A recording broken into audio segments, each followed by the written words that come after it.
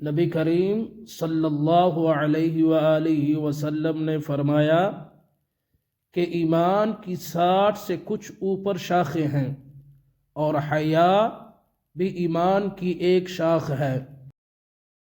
ایک دفعہ رسول کریم صلی اللہ علیہ وآلہ وسلم ایک انصاری شخص کے پاس سے گزرے، اس حال میں کہ وہ اپنے ایک بھائی سے کہہ رہے تھے کہ تم اتنی شرم کیوں کرتے ہو؟